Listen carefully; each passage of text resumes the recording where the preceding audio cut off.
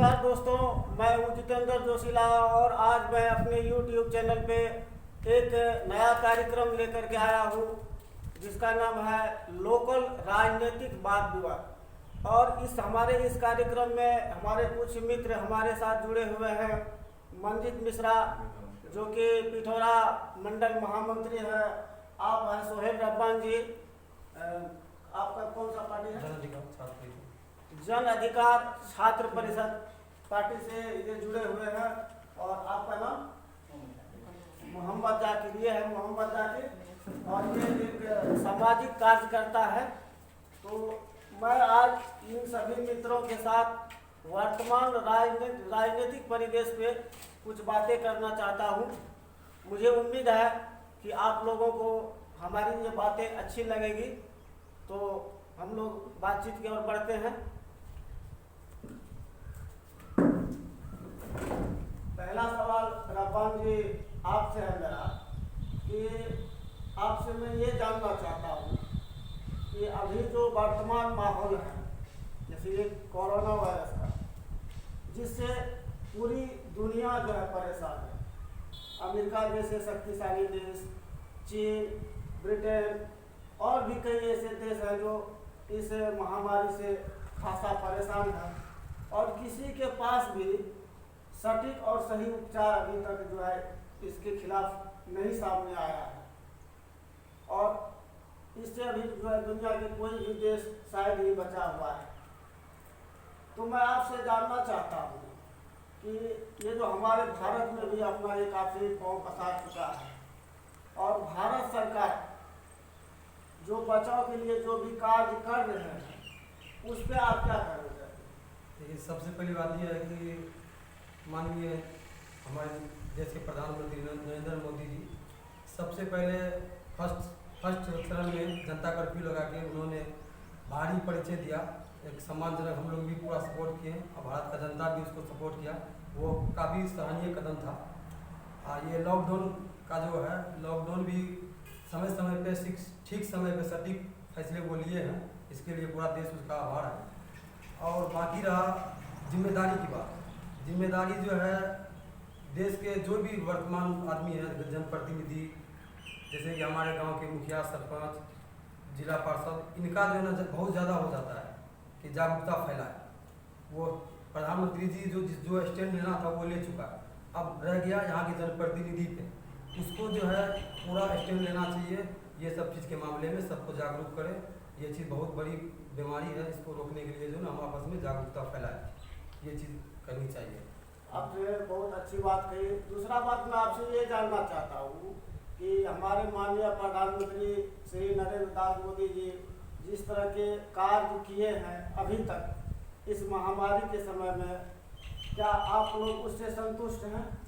देखिए, जहाँ तक उसकी प्रयास की बात है, प्रयास बहुत ही अच्छी सराहनीय किया है वो, ये काबिल तारीफ है। हमारे देश में जो हिसाब से जनसंख्या है 130 करोड़ का जनसंख्या, उस पर भी अभी जो केस आया है मेरे जानकारी तक 80,000 कोरोना पॉजिटिव हुआ है यहाँ पे, तो वो मामूली है जो हिसाब से हमारी जनसंख्या क्या? हाँ, वो मामूली है। ये हमारे लिए खुशी की बात है। जैसे कि इटली हो गया, स्वास्थ्य मामले में वो 2% पे आते हैं, 2 नंबर पे आते हैं। वो वहाँ का भी बहुत बुरा हाल हो गया। हमारे देश में जो है ना, हमारे स्वास्थ्य विभाग की टीम भी बहुत ही अच्छे काम कर रहे हैं। हमारे प्रधानमंत्री जी जो है ना ले रहा है स्टेप बढ़िया। कुछ ना कुछ चूक हुई है, जैसे कि मजदूर का मामला हो गया। कल या परसों की मेरी जानकारी के मुताबिक परसों की बात है, उसमें 26 मजदूर जो है ना फिर प्लान करते समय उसका हादसा हो गया। ये सब चीज़ जो है ना चूक हुई है थोड़ा बहुत, ये इसका स्टैंड लेना चाहिए, अभी भी टाइम है। देखिए, जैसे कि मैं मानता हूँ कि मजदूर जो है जहाँ पे काम करते हैं वो मान लीजिए अभी तो समस्या सबों के लिए है। अगर हम किसी नेता, किसी बड़े लोगों की बात करें तो उनके पास वो सारी सुविधाएं होती है कि वो बरसों बैठ करके अगर वो अपना खाएंगे तो उसको कोई टेंशन नहीं। लेकिन आम जनता के लिए, मजदूर के लिए सरकार इतना जल्दी जो है, मान लीजिए ये महामारी फैली, वो और ज़्यादा बढ़े नहीं, इसके लिए उसको योजना बनाने में, योजनाबद्ध तरीके से उसको आगे बढ़ाने में कुछ समय रोजमर्रा का रोज कमाने खाने वाले मजदूर का हाल जो है, अब कितना दिन तक उसका बेहतरी के लिए सोचोगे? रोज कमाने वाले का हाल वो 1 हफ्ते 2 हफ्ते तक वो चला पाएगा, उसके बाद जो है ना उसको दिक्कत आएगी। इस चक्कर से जो ना हमारे नीतीश कुमार जी को भी जो स्टैंड लेना चाहिए था कि वहाँ पे कुछ राहत पहुँचे मजदूर को, ताकि खासा दिक्कत ना हो पाए उसको। हालांकि दिक्कत हुई है, हम भी देखें इस चीज़ को, इस पर विफल रहा है हमारे बिहार सरकार भी। ये पहले ही हम बिहार के जितने भी मजदूर था लॉकडाउन से पहले ही हम वो अगर चाहते तो बुला सकते थे। अगर नहीं भी बुलाए हैं, जहाँ पे है वो उसका वहाँ उसको सुविधा मिले तो वो मजदूर पलायन नहीं करेंगे। सुविधा के विफल होने के कारण वो लोग पलायन कर रहे हैं अभी भी। देखिए, ये जो है विश्व व्यापक मामला है, सिर्फ इससे भारत ही इससे जो है पीड़ित नहीं है, सभी लोग इससे पीड़ित हैं। तो मान लीजिए इतने बड़े आधार पर यदि कोई चीज़ हो रहा है तो उसमें हम सारा जो है जिम्मेवारी सिर्फ सरकार के ऊपर ही अगर डाल देंगे तो ये नहीं लगता हमको कि ये बहुत जायज़ बात है। इस पर आप क्या कहना चाहते हैं? देखिए, मतलब ये बात तो सही है कि सारा चीज़ जो है सरकार के ऊपर ही मतलब नहीं थोप दिया जाता है, कुछ हमारा भी जिम्मेदारी बनता है, क्योंकि हम भी इस देश के नागरिक हैं। इतनी बड़ी महामारी में अगर हमारा कुछ योगदान नहीं रहा तो हम इस देश में मतलब एक इंसान के नाते मतलब कुछ रह नहीं गए। हमारा भी जिम्मेदारी बनता है कि हम जहाँ हैं वहीं रहें। मतलब अगर सरकार हमें वहाँ खाने पीने का सुविधा देती है, जहाँ तक हमें उम्मीद है, जहाँ तक हमें मतलब ये लगता है कि सरकार हमारी जहाँ पे भी हमारे मजदूर लोग फंसे हुए हैं वहाँ तक वो राहत कोष पहुँचा रही है। हमने भी कई लोगों को ऐसे देखा है, जैसे यहाँ कोरोना का जो मतलब ये बना है तो उसमें हम बहुत से लोगों को ऐसे सुने हैं उनके मुँह से कि हाँ हमारे तक नीतीश सरकार के द्वारा 1000 रुपये हमारे खाते में ट्रांसफ़र किया गया, जिसके वजह से उनका राशन पानी चल रहा है।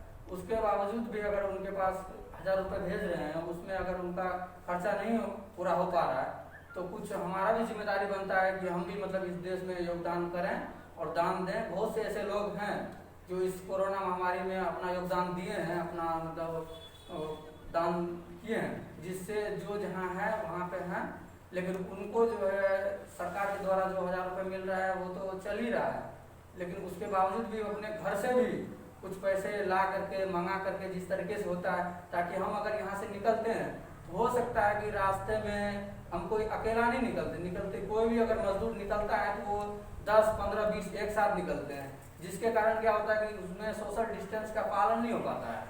उसमें सरकार के द्वारा जो सोशल डिस्टेंस की बात की गई है उसका धज्जियाँ उड़ा दी जाती है, तो 10-20 करके निकलते हैं वो लोग, उसका सोशल डिस्टेंस नहीं हो पाता है। तो उसका भी जिम्मेदारी बनता है कि वो जहाँ है वहीं रहें, क्योंकि उससे अब सिर्फ उसे खाने पीने की ही सिर्फ दिक्कत होती है। जो हमारे मुख्यमंत्री नीतीश कुमार जी उसको दे रहे हैं, खाने पीने तक का सुविधा पहुँचा रहे हैं वहाँ तक, उसके बावजूद अगर वो निकल रहे हैं तो वो अच्छी वाली बात नहीं है, वो वहीं रहें। क्योंकि उनसे सरकार, केंद्र सरकार ही बोल दिए हैं कि आप जहाँ भी हैं, आपसे जब तक ये लॉकडाउन रहेगा तब तक उनको रूम किराया देने की कोई ज़रूरत नहीं है, कोई आवश्यकता नहीं है। ये केंद्र सरकार का आदेश है, ना तो आपको कोई मकान मालिक परेशान कर सकता है, न तो और कोई परेशान कर सकता है। अगर इस किराया के मामले में अगर मकान मालिक आपको परेशान कर सकता है तो आप वहाँ के जो मतलब डीओ वीडियो मतलब जो भी पदाधिकारी है उनका हेल्पलाइन नंबर पे आप फ़ोन करके उनसे शिकायत कर सकते हैं।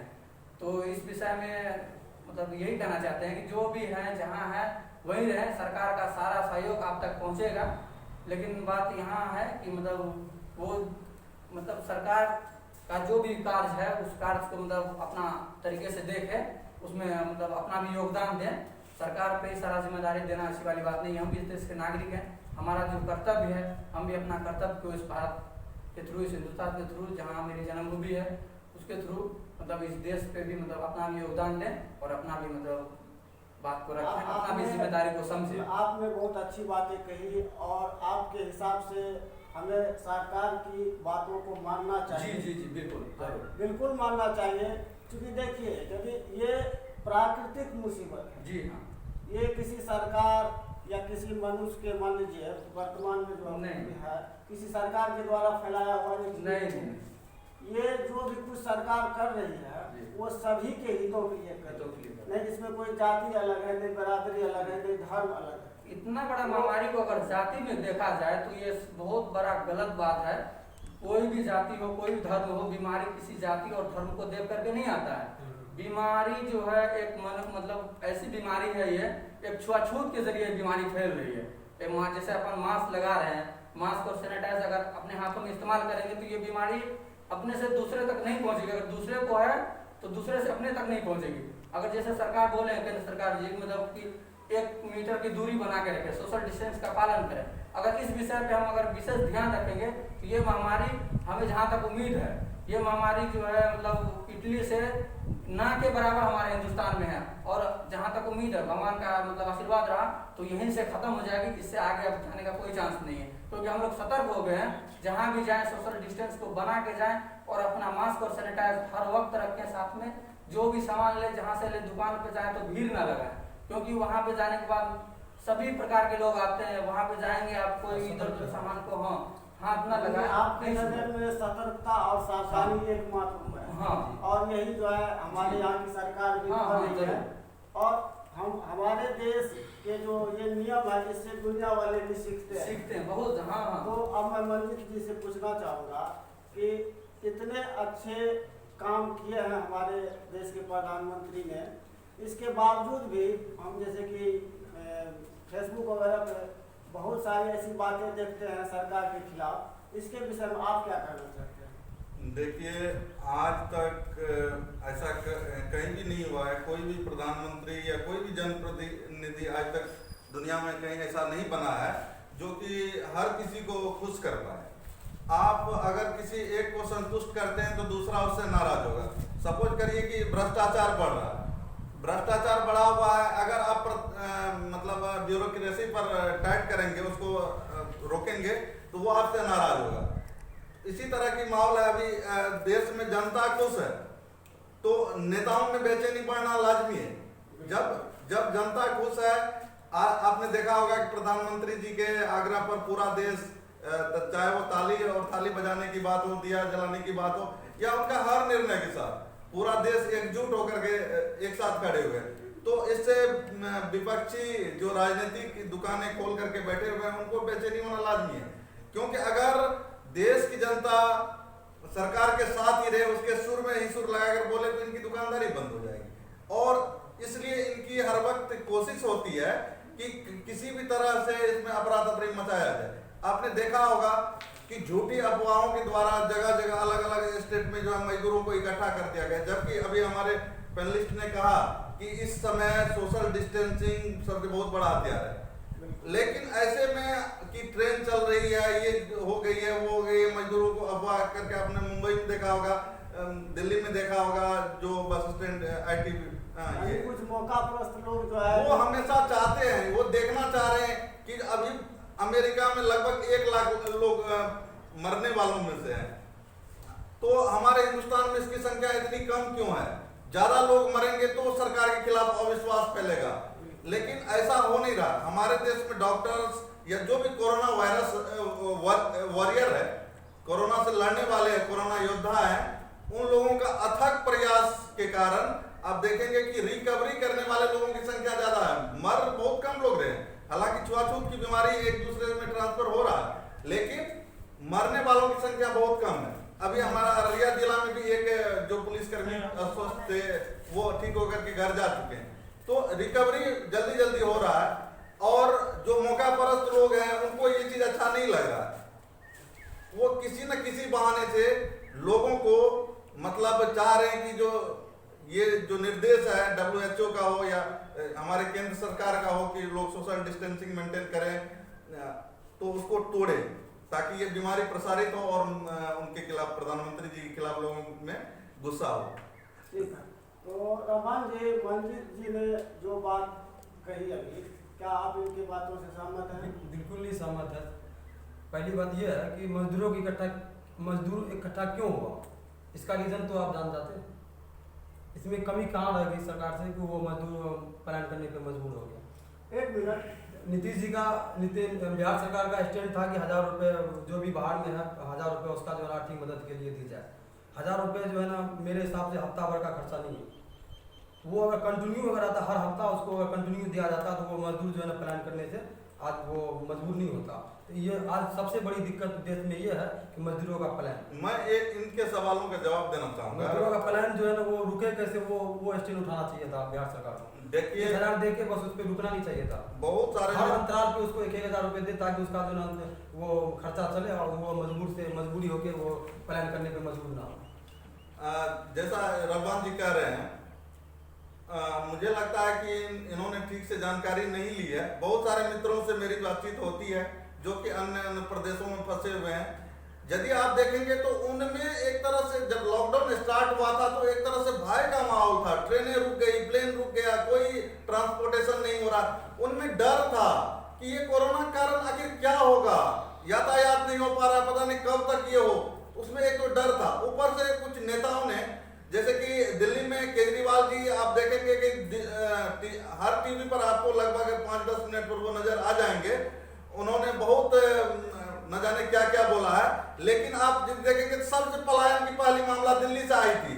अनाउंस करवाया गया था गलियों में कि आपको जो है आनंद विहार टर्मिनल से बस जा रही है, आप वहां से गाड़ी में बस में ये जो डीटीसी बस चलती है उसमें गलियों से भर भर करके मजदूरों को 2 लाख लोगों को इकट्ठा कर दिया गया आनंद विहार टर्मिनल बस अड्डे पर। तो उनका मकसद, यदि आप इतना बेहतरीन काम कर रहे हैं, आप देखेंगे वो उनका जो योजना है, इतने लोगों का के लिए हम किचन चला रहे हैं, ये है वो है, बहुत सारी चीजें। वास्तव में मजदूर जो थे वो भयभीत थे और उसी भय का उन्होंने फायदा उठाया कि जहां गाड़ी हम भेज रहे हैं, आप लोग जिसको जाना हो चलिए, तो लोग इकट्ठा होकर के आ गए। क्योंकि वहां पर भी अभी काम हो नहीं रहा था, फैक्ट्रियां बंद पड़ी थी, लोग चाह रहे थे किसी तरह से घर चले जाएं तो अपने लोगों के बीच में सुरक्षित रहेंगे। प्रदेश में है पता नहीं कब राशन मिलेगी नहीं मिलेगी, दुकानें बंद हो जाएंगी, लोग ब्लैक में भी चलने लगे थे। जिस दिन लॉकडाउन का आदेश हुआ था उस दिन मैंने दिल्ली में रहने वाले, नोएडा में रहने वाले और अन्य प्रदेशों में रहने वाले लोगों से बात करी। आपने मीडिया में देखा होगा कि राशन की दुकान पर अचानक लंबी सी लाइन लग गई, क्योंकि जो जिस रेट में मिल रहा था लोग चाह रहे थे इकट्ठा करके अपने घरों में रख लें। जबकि साफ साफ कहा गया था कि जो भी आवश्यक वस्तुओं की सेवाएं हैं वो निर्विवाद रूप से वो जारी रहेगी। लेकिन जहां उस समय पर चाहे वो जो भी राजनीति करने वाले लोग हैं उनको लोगों के साथ खड़ा होना चाहिए, उनको समझाना चाहिए, तो वहां पर अफवाह फैला करके लोगों को इकट्ठा किया गया। सोहेल जी कह रहे थे कि मजदूरों को खाने की समस्या है। अभी तक लगभग मैं समझता हूँ कि मेरे जानने वाले 50 या 100 से ज्यादा लोग दूसरे प्रदेशों में रह रहे हैं जिनसे कि मेरी रोज बात होती है और उनको खाने पीने की कोई असुविधाएं नहीं हो रही है।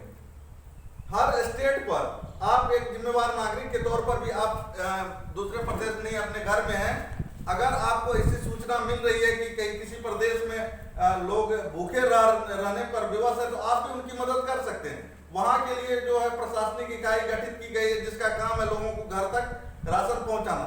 अभी कुछ दिन पहले की मामला आया हमारे जलालगढ़ अररिया जिला का, एक बंदा पीएमओ में प्रधानमंत्री कार्यालय में फोन करता है और यहाँ पर 4 घंटे के अंदर उसके घर में जो है जो भी आवश्यक वस्तुओं की उसकी डिलीवरी करवाई जाती है। प्रधानमंत्री खुद मॉनिटरिंग कर रहे हैं और जितने भी अधिकारी हैं वो दिन रात लगे हुए हैं। तो मुझे नहीं लगता है कि इस बात में कोई सच्चाई है कि लोग खाने की वजह से विवश हुए। हालांकि मिसअंडरस्टैंडिंग की वजह से लोग किसी भी तरह से अपना घर आने के लिए चाहते थे। इस क्रम में बहुत ही दुखद तरीके से हमारे पंचायत के एक युवक की मौत भी हो गई, एक्सीडेंट में मारे गए थे। मैं उनके आत्मा की प्रार्थना करता हूँ। एक नहीं, दो नहीं था। हाँ नहीं, एक अपना पंचायत का एक ही था। मान लीजिए एक खतरा से हम बचने के लिए दूसरा बहुत बड़ा खतरा मोल रहे हैं। आप देखिए ना, अभी लोग मतलब उनको समझाने वाला नहीं है कोई कि क्या है, या अफवाह फैलाने वाले ज्यादा सक्रिय हैं समझाने वाले की अपेक्षा, कि लोग पैदल चल रहे हैं। अभी मतलब वो टैंकर में, बस में वो मसाला मिक्स करने वाला मशीन होता है, उसमें कुछ मजदूर आ रहे थे। सोचिए उसमें दम घुट करके मर सकता है। कोरोना से मरेंगे कि नहीं मरेंगे, मरने की रेट वैसे बहुत कम है, उससे घबराने की उतनी जरूरत नहीं है, सतर्कता बरतना चाहिए। लेकिन जो तरीका लोग अपना रहे हैं उसमें ज्यादा लोग मर रहे हैं। एक मिनट रुकिए।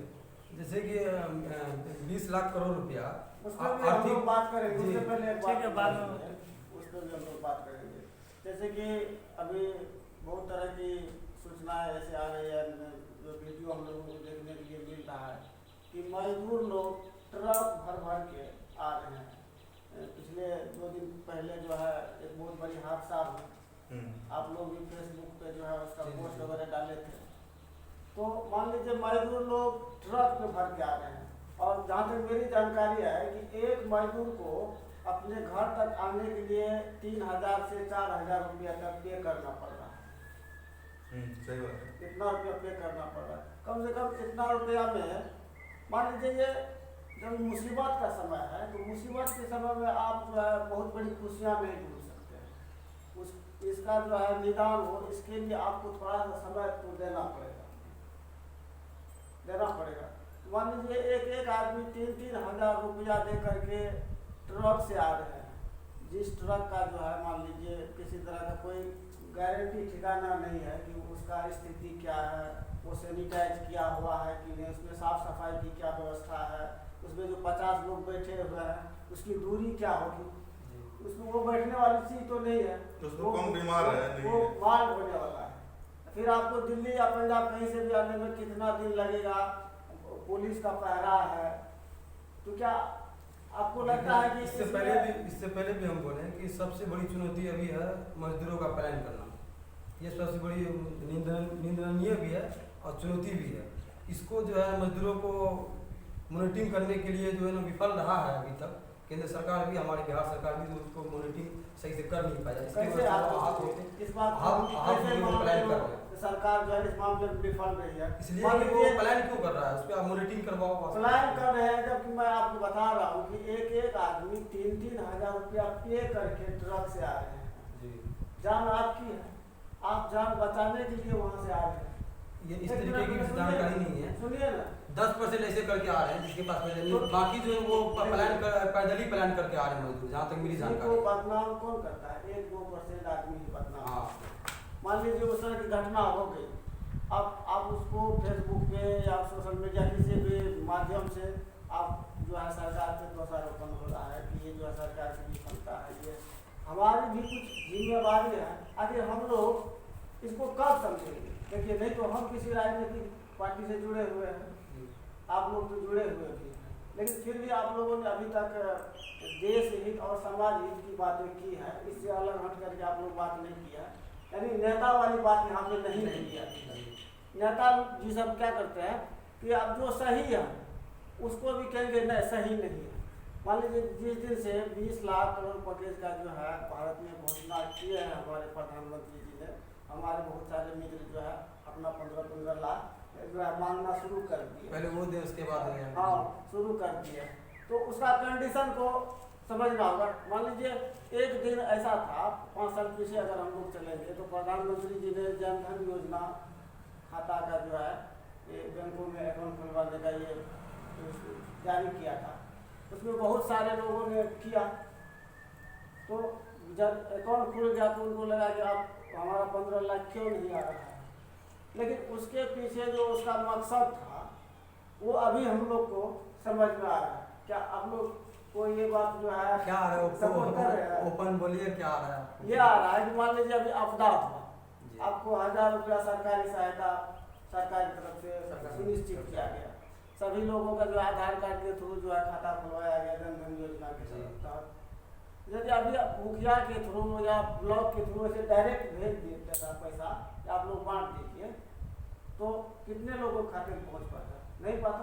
जी। लेकिन जितने लोगों ने जन धन योजना के तहत खाता खुलवाया उन सभी लोगों को उसका लाभ मिला। ये प्रधानमंत्री जी अगर जनधन खाते के बारे में नहीं बोल के, 15 लाख के बारे में नहीं बोल के भी जनधन खाते के लिए अनुरोध करता तो वो जनधन खाते खुलता ही। एक 15 लाख एक चीज बोल के बोलना चाहूँगा। सोहेल जी का बात ठीक ऐसा ही हो रहा है अभी। जैसे कि एक कहावत मैंने सुनी थी बचपन में कि किसी व्यक्ति को कहा दिया कि कौवा तुम्हारा कान लेकर के उड़ा और वो कौवा के पीछे दौड़ने लग जाए। पहले अपना हमें कान देखना चाहिए, ना कि कौवा को, कि हमारा कान सुरक्षित है कि नहीं है। तो अब एक बोलने दीजिए। मैं चैलेंज करके सोहेल जी से कहना चाहूंगा कि आज तक कोई एक स्टेटमेंट प्रधानमंत्री जी का मुझे दिखा दे जिसमें कि उन्होंने कहा हो कि हम सत्ता में आने के बाद 15 लाख देंगे तो मैं पॉलिटिक्स आज रिजाइन कर दूंगा। आज तक का स्टेटमेंट कह रहा हूं कि कभी उन्होंने कहा हो कि 15 लाख मैं प्रधानमंत्री बनने के बाद दूंगा, तो आज मैं रिजाइन करने के लिए तैयार हूं। क्या रब्बान जी आपके पास कोई ऐसा वीडियो क्लिप है? वीडियो क्लिप तो अभी नहीं है, लेकिन पूरा देश जानता है कि प्रधानमंत्री वही कौवा कान लेने की बात है। पूरा देश जानता है। आप वही बात है। 15 लाख के हर नागरिक को 15 लाख दिए जी नहीं, जाएंगे। हम लोग भी, आप भी, जी नहीं। हम लोग जितना यहाँ पे बैठे हुए हैं, हम सभी लोग जो है इंटरनेट से बहुत दिनों से जुड़े हुए हैं।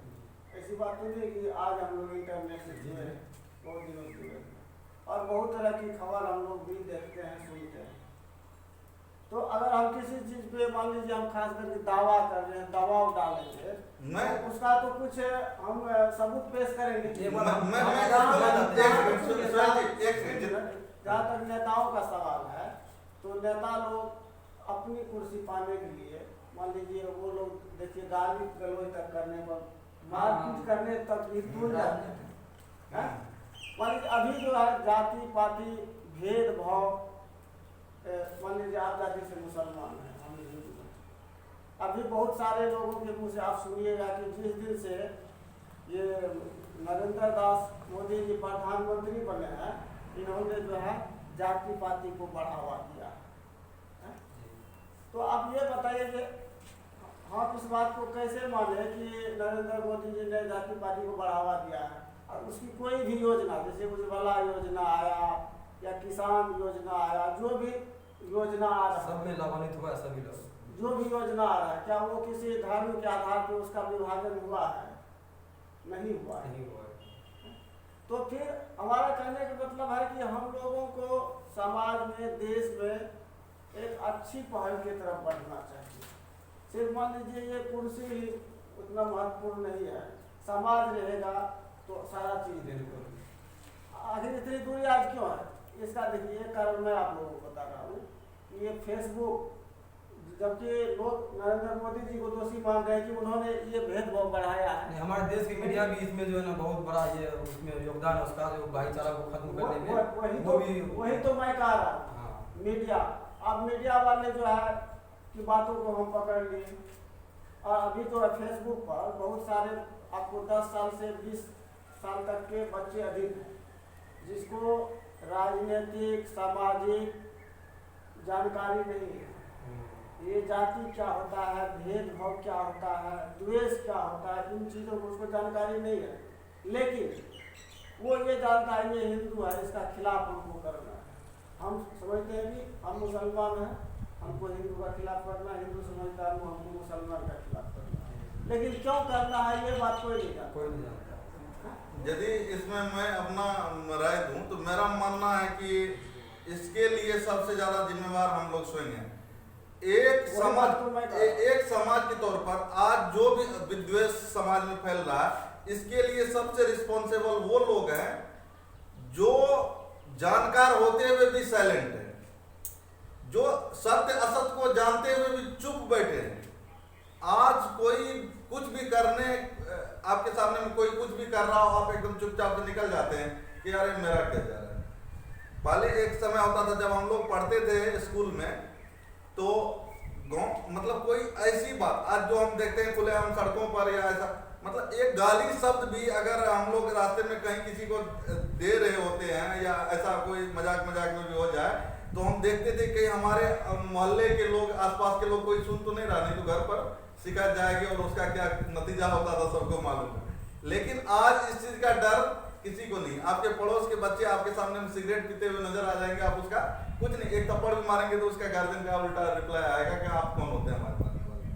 हमारा बच्चा मेरा पैसा के सिगरेट पीता है, शराब पीता है या कुछ भी करता है। तो ये सब एक समाज के तौर पर जो भी मतलब हमारी जिम्मेवारी है, हम लोग इसको धीरे धीरे मतलब एक तरह से सेल्फिश होते जा रहे हैं, स्वार्थी होते जा रहे हैं और अपने आप में सिर्फ अपनी बारे में हम चिंतित रहते हैं और समाज, देश और दुनियादारी वो जो है बाद की चीजें हो गई, इसलिए समाज में इतना विद्वेष फैलता है। इस मामले में समाज सेवी लोग भी जो है वो विफल रहा है, ये चीज बहुत सभी सभी लोग दोषी हैं। जी। हमारा देखिए कहने का उद्देश्य एक ही है, क्योंकि हम लोग लोकल आदमी इकट्ठा हुए हैं, एक दूसरे की दिल्ली का दंगा ले लीजिए, दिल्ली दंगा में जो वो समाज के जो सेवा करने वाले लोग थे वो इस कारण से दिल्ली में दंगा हुई थी। दिल्ली दंगा सीधा सी बात है, यदि इसको देखा जाए तो जो भी पॉलिटिकल लीडर होते हैं, मैं धन्यवाद देना चाहूंगा प्रधानमंत्री जी का कि नहीं तो मैं राजनीति से सबसे ज्यादा नफरत करने वाला व्यक्ति में से मैं भी हूँ, क्योंकि इनका जो सिस्टम होता है ना वो सिर्फ और सिर्फ कुर्सी के लिए होता है। देश में जितनी भी नीतियां बनती है वो सिर्फ कुर्सी को सुरक्षित रखने के लिए बनती है। जनता गरीब उस पर पहली बार ऐसा हुआ है कि देश में किसी ने सोचा है, वो है नरेंद्र मोदी, क्योंकि वो एक निचले पैदान पर से ऊपर तक गया, वो लोगों के दुख दर्द को समझता है। जनधन खाते के बारे में भी लोग उपहास करते थे कि जो हाँ मोदी जी आप 15 लाख डाल देंगे, खाता खोल लिया। बहुत सारे मित्र मुझे भी लिखते थे कि 15 लाख कब आएंगे। सबसे पहले क्लियरिटी है, देखिए सोहेल जी, हो सकता है कि आपको इसके बारे में जानकारी नहीं हो। जिस सभा में प्रधानमंत्री मोदी जी ने 15 लाख की जिक्र किया था, संजोग से मैं वहां मौजूद था। गाजियाबाद में ये एक जगह है, वहाँ एक सप्रिक्स मॉल करके है, उसके जस्ट बगल में प्रधानमंत्री जी की कार्यक्रम थी। तो मैं उस समय में दिल्ली में कार्य करता था, तो संजोग से मेरा भी जाना हुआ था।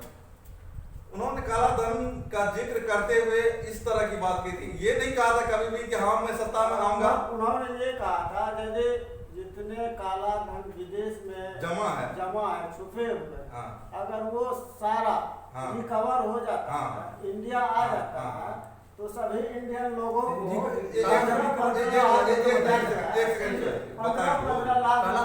कितना हुआ ये तो छिपा हुआ है। बताएंगे। सबसे पहले आप ये चीज क्लियर हो जाइए कि 15 लाख देने का मोदी जी का वादा, इसको मैं पहले क्लियर कर देता हूँ। ये काला धन के आंकड़े को समझाने के लिए प्रधानमंत्री जी ने कहा था कि इतना काला धन हमारे देश से बाहर है, जो सब इंडिया में आ जाए तो एक आदमी को 15 लाख मिल सकते हैं। हाँ। ये नहीं कहा था कि मैं प्रधानमंत्री बनूंगा और आपको जनधन खाता खोलवाऊंगा। इस बात को आप भी जानते हैं, जान करके फिर भी मानते नहीं है, क्योंकि नहीं समझे। देखिए, कुछ उन्होंने लोग ये वादा किया था कि काला धन विदेशों से लाएंगे, ला के इतनी भारी मात्रा में हमारे काला धन है विदेशों से कि हम ला के 15 लाख जो है हर व्यक्ति को दे सकते हैं। बिल्कुल बिल्कुल। तो अभी तक कितना रिकवरी हुआ काला धन, ये तो अभी तक छिपा हुआ है, इसमें विफल रहा अभी तक। देखिए ये डाटा जो है ना कहाँ तक वो भी हम आपको बताएंगे, अभी भी छिपा हुआ हम वो भी बताएंगे। देखिए काला धन लाने में मोदी जी जो है काला धन लाने में ही विफल रहा है, क्योंकि जब वो सत्ता में आए थे तो 15 लाख रुपए हर आदमी के खाते में भेजेंगे ये नहीं बोले थे, लेकिन ये जरूर बोले थे कि जितने भी काला धन अब इंडिया से भारत से जो काला धन विदेशों में है अगर उसको लाया जाए तो हर नागरिक के खाते में 15-15 लाख रुपए आएंगे। ये काम करना, ये कार्य करना, अगर मोदी जी ये बात भाषण में बोले थे, वो अगर कहे थे तो वो अपने बातों पे अडिग रहते, तो ये चीज कौन करेंगे? ये चीज जो सत्ता में बैठे लोग हैं वही करेंगे ना, या हम सब पब्लिक मिल करके करेंगे काम? चलिए ये चीज में रहा है, रिकवरी नहीं हो गया, रिकवरी हुआ है दूसरी जानकारी दे। जहाँ तक ये बात है मोदी जी जब सत्ता में आए हैं तो उसमें जब ये सत्ता में आए हैं तो न जाने कितने ऐसे मोदी आए हैं जो गुजरात से हैं, जो बार ही इस देश को लूट करके भागते जा रहे हैं। कितने ऐसे मोदी हैं जो लूट करके भागते जा रहे हैं। तो हम यहाँ काला धन लाने की बात किए थे, यहाँ तो काला धन फिर से ही जा रहे हैं। तो हमारे खाते में कहाँ से आएंगे? हम तो धीरे धीरे और भी गरीब होते जा रहे हैं। सबसे पहले तो मैं धन्यवाद देना चाहूंगा दोनों पैनलिस्ट को कि आखिर इन्होंने स्वीकार किया कि मोदी जी ने ऐसा कोई वादा नहीं किया था कि सत्ता में आते ही हम 15 लाख किसी के खाते में डलवाएंगे। आपका काम सुरक्षित अब मिल गया है, इसके लिए धन्यवाद। अब दूसरी बात कि विदेश से काला धन लाने के लिए मोदी जी ने क्या किया। काला धन सबसे पहले वो एक तरह से एक ऐसा धन होता है जिस पर बगैर टैक्स दिए हुए लोग, मतलब अनलीगल तरीके से कमाया हुआ धन होता है, जो कि विदेश में, चूंकि इंडिया में रखेंगे तो उसका प्रॉपर्टी के साथ उसका डिटेल आएगा और वो पैसा सरकार खजाने में चला जाएगा। इसलिए क्या करते हैं, ऐसे जगह पर रखते हैं जहां से कि उसके सार्वजनिक होने की या उसका राज खोलने का कोई चांस नहीं होता है। मोदी जी सत्ता में आने के साथ ही सबसे पहले काला धन पर स्पेशल टास्क फोर्स उन्होंने बनाया, और जब मोदी जी ने इस काला धन को लाने के लिए फर्स्ट दिन से प्रयास करना शुरू किया, विदेश यात्रा किया, तो फिर देखिए इसको डाइवर्ट करने के लिए लोगों में कहा गया मोदी जी तो प्रधानमंत्री बने हैं विदेश घूमने के लिए, देश की जनता के समस्याओं से उनको कोई लेना देना नहीं, रोज नए देश, रोज नई देश, आज यहाँ कल वहां। लेकिन उनके जाने के पीछे का मकसद आज तक नहीं जानना शुरू चाहा किसी ने। जो लोग इस चीज को प्रसारित कर रहे थे वो अच्छी तरह से जानते थे कि मोदी जी विदेश जा रहे हैं तो हमारा गिरेबान की तरफ उनका हाथ एक तरह से बढ़ रहा है और बहुत ही जल्द जो है हम बेनकाब हो जाएंगे। तो इसलिए उन्होंने डाइवर्ट करने के लिए फिर से एक अफवाह दिया कि चल कौवा तुम्हारा कान लेकर भागा, विदेश चला। मोदी तो काम वाम कुछ नहीं, उसको पब्लिक के समस्याओं से कोई मतलब नहीं, वो तो विदेश यात्रा करने के लिए बना है। इतने दिन में गुजरात के मुख्यमंत्री रहते हुए उन्होंने जो चीज नहीं देखा था, तो भारत के प्रधानमंत्री की हैसियत से वो पूरा दुनिया घूम करके ही मानेंगे, ऐसा लगता था। आप क्या मंदिर जी के बातों से सहमत हैं? अगर सहमत नहीं है उसके विषय में भी आप जो है विस्तारित रूप से बताइए।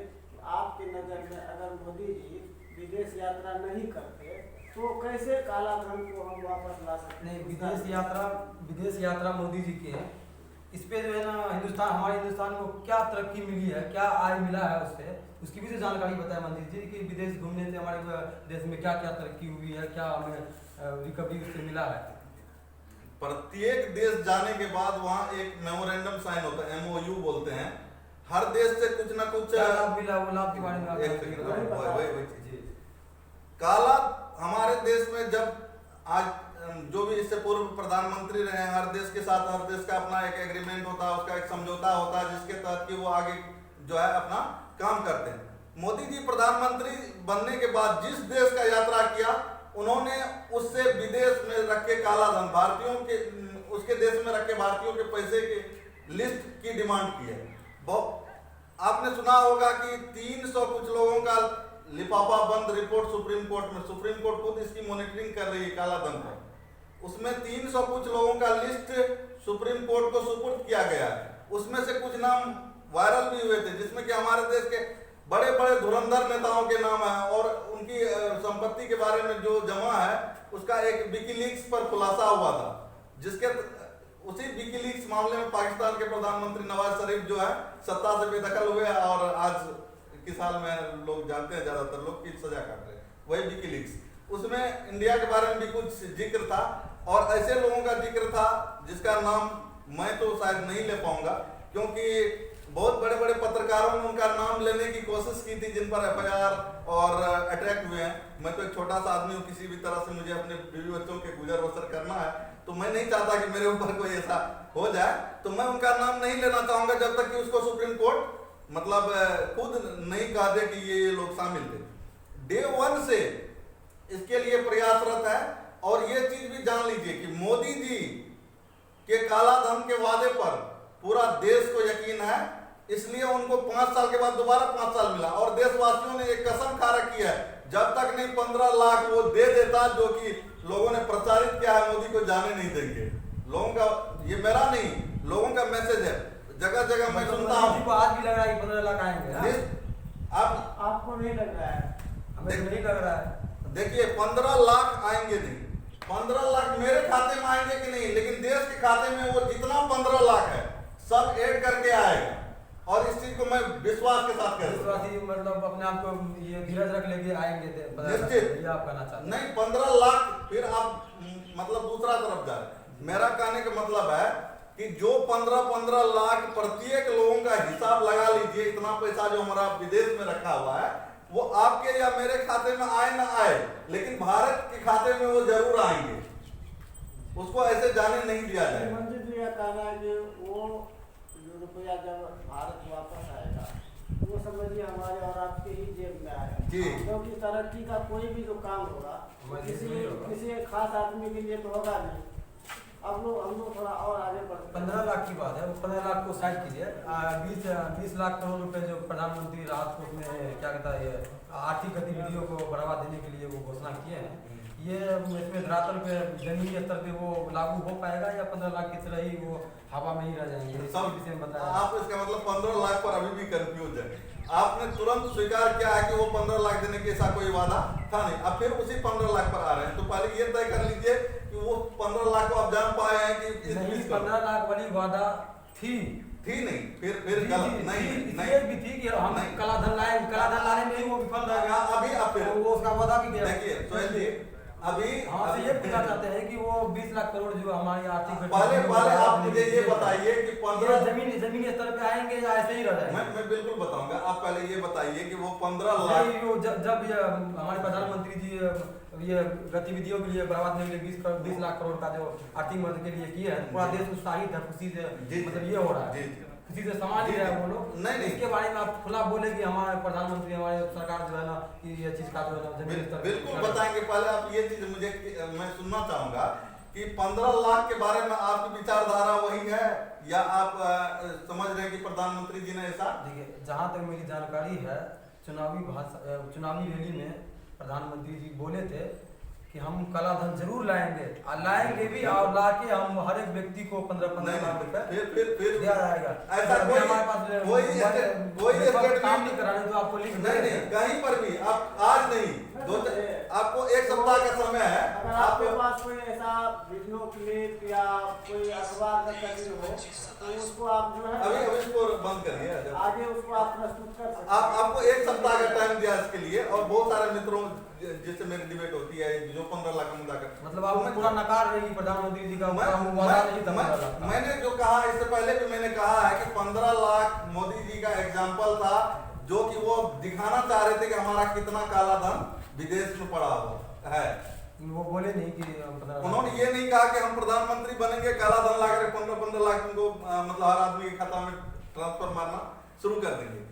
और अब रही 20 लाख करोड़ की बात, उसके बारे में अभी आप देख लीजिए कि डे फर्स्ट से प्रधानमंत्री जी की घोषणा के अगले दिन से, यानी पिछला महीना जो बीता है 1 तारीख से लोगों के खाते में पैसे डलने शुरू हो गए, और उसकी दूसरी किस्त भी महिलाओं के अकाउंट में आ चुके हैं, किसानों के खाते में आ चुके हैं। और जिस कैटेगरी में जिस लोगों के लिए जितना फंड रिलीज किया गया, विश्वास मानिए कि मोदी सरकार है, एक पैसा कोई नहीं डकार पाएगा उसमें से, वो 100% धरातल पर आएगा, बिल्कुल दावे के साथ। उसमें ये योजना की जहाँ तक मेरी जानकारी है, वो योजना में 90% जो है ना लोन के माध्यम से वो आर्थिक गतिविधियों को बढ़ावा दी जाएगी। बस 10% जो है ना उसमें बगैर लोन का जो है ना वो दिया जाएगा। तो इस पर आप क्या कहना चाहते हैं कि वो 90% तो लोन पे ही दिया जाएगा, तो मिला क्या? नहीं, तो आप क्या चाहते हैं कि जो देश का खजाना है उसका प्रति व्यक्ति जो हिस्सा पड़ रहा है सबको बांट दिया जाए बराबर करके? बांट करके खाने के बाद फिर क्या की? आप क्या चाहते हैं कि जो वो पैसा एक बार दे करके सबको बांट दिया जाए और मामला खत्म? उसके बाद हम एक चीज एक चीज बताइए, लोन के माध्यम से सोहेल जी एक सेकंड, आप ये चीज सोच लीजिए कि अभी जो स्थिति है, क्या देश के प्रत्येक नागरिकों को 1 करोड़ रुपया बांट दिया जाए? हम ये नहीं कह रहे कि ऐसा कोई प्रधानमंत्री जी ने वादा किया है, आप इस चीज को क्लियर नहीं, 1 करोड़ प्रत्येक व्यक्ति को बांट दिया जाए तो क्या लगता है इससे हमारा देश तरक्की कर लेगा? नहीं, आपदा के समय पे जो राहत मिलनी चाहिए, उसमें राहत मिलनी चाहिए, उसमें तो कोई कटौती कमी तो हम नहीं देख रहे है ना। ये 20 लाख करोड़ में जो है, इसमें 90% तो लोन के माध्यम से ही दिया जा रहा है पैसे। लोन क्या होता है? लोन क्या होता है? आप ये सोचिए कि बिना गारंटी का आपको कोई पैसा दे रहा है, आप जब उससे आपका व्यापार 2-3 महीने के उसमें छूट भी दिया जाएगा, जब आपका व्यापार चलने लगे तो धीरे धीरे करके वो पैसा आप बैंक को वापस कर दीजिए। ऐसे यदि किसी को दे दिया जाए, आपने देखा होगा हमारे गांव समाज में ज्यादातर लोग किसान क्रेडिट कार्ड लेते हैं, वो समझते हैं सरकारी पैसा है।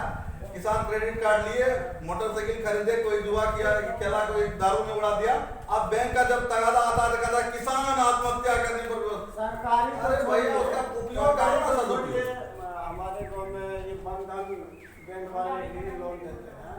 बंधन बैंक से लोग लोन उठा करके घर में खर्च नहीं है, बच्चे पढ़ नहीं रहे हैं, बच्चे जो है आपको उसका बच्चा सड़क पर खेलते हुए नजर आएगा, लेकिन बंधन बैंक का लोन लेकर के वो आदमी जो है गाड़ी पे घूम रहे हैं, हाँ? अब मान लीजिए वो लोग का सरकार पे उंगली उठाते हैं, जैसे कि ये आर्थिक पैकेज, तो आर्थिक पैकेज क्या होता है? वो आपको मान लीजिए अगर बैठ कर के खाने के लिए दे दिया जाए, जो भी हिस्सा आपका लगे 15 लाख 20 लाख, अगर आपको हम 20 लाख रुपया दे देंगे, हाँ? उससे आपको कुछ करना नहीं है, कितना दिन बैठ के खा लीजिएगा? 15 महीना। कुछ लोग ऐसे भी है जो एक दिन में भी 1 लाख रुपया खा सकते हैं, खाने की ज़्यादा बात है, खर्च करने। 15 लाख रुपया अगर हर एक आदमी हर एक नागरिक के खाते में दे दिया जाए, तो उससे नागरिक ऐसा नहीं है कि मतलब जो है मतलब बहुत तरक्की कर जाएगा। जो भी अभी पैकेज आया है, चाहे वो 20 लाख हो चाहे 20 करोड़ हो, वो देश को मजबूत करने के लिए दिया जाता है, ना कि एक एक मजदूर एक एक नागरिक को मजबूत करने के लिए। हम ये नहीं चाहते हैं कि वो 15 लाख रुपए जो मोदी जी वाला किए थे वो मेरे खाते में आए। हम ये चाहते हैं कि जो काला धन की बात किए थे ना, विदेश से हम काला धन लाएंगे तो हर एक नागरिक के खाते में 15 लाख रुपया जो है आ सकता है, मतलब देंगे। ये बात जो हम अभी तक स्पीच नहीं सुने मोदी जी का, लेकिन काला धन अगर हम विदेश से लाए हैं, जितना भी काला धन हमारे देश से गया है, अगर हम लाते हैं तो हर एक नागरिक के जो है के ऊपर जो है कम से कम 15 लाख रुपया आएगा। तो हम ये नहीं चाहते कि हमारे खाते में 15 लाख रुपए आ जाए, लेकिन जो अभी 20 कितना पैकेज का हाँ, तो वो हम ये नहीं चाहते कि मेरे खाते में आए, लेकिन उससे क्या होगा कि देश में जो अर्थव्यवस्था बिगड़ रही है ना, उसको मदद देने के लिए ही ये पैकेज का घोषणा किया गया है। बिल्कुल सही बात है। आप उसको मान लीजिए आप जो है कुछ और समझ लीजिएगा, तो आपके समझ पे निर्भर है कि वो सरकार ने घोषणा क्या की, हम उसको समझ क्या रहे हैं, वो हमारी जो है समझदारी पर भी वो निर्भर करता है कि हम क्या समझ रहे हैं। दूसरी बात, एक बात मैं और आप लोगों से पूछना चाहूँगा कि जैसे कि हमारे बहुत सारे मित्र हैं, जैसे लोग एक्सीडेंट में मर रहे हैं, अन्य ट्रक से आ रहे हैं या पैदल आ रहे हैं, उसकी अभी पूरी दुनिया की मजबूरी है, कोई एक आदमी मजबूर नहीं है। आप सरकार की बातों को मान नहीं रहे हैं, तो पैदल चलिएगा। मान लीजिए हम यहाँ से दिल्ली चलेंगे पैदल, तो जब भी हम यहाँ से पैदल दिल्ली के लिए रवाना हुए तभी हम मर गए, इसमें कोई शंका की बात नहीं। या ट्रक से आ रहे हैं, मोटरसाइकिल से आ रहे हैं, साइकिल से आ रहे हैं, ये मजबूरी है। तो मजबूरी के क्षणों में सबको जो है, मान लीजिए मजबूरी के क्षणों में सबको अपना हौसला रखना चाहिए, अपना सहयोग देना चाहिए। अभी कोई इलेक्शन का टाइम नहीं है जो आप सरकार को इस चक्कर से राजनीति वाली बात हो नहीं रही यहाँ पे। राजनीति वाली बात कहाँ कर रहे हैं? नहीं, देखिए, पार्टी से जुड़े, हम भी जनता का साथ परिषद से जुड़े हुए वही बात कर रहे हैं। अभी तक ज्यादा सवाल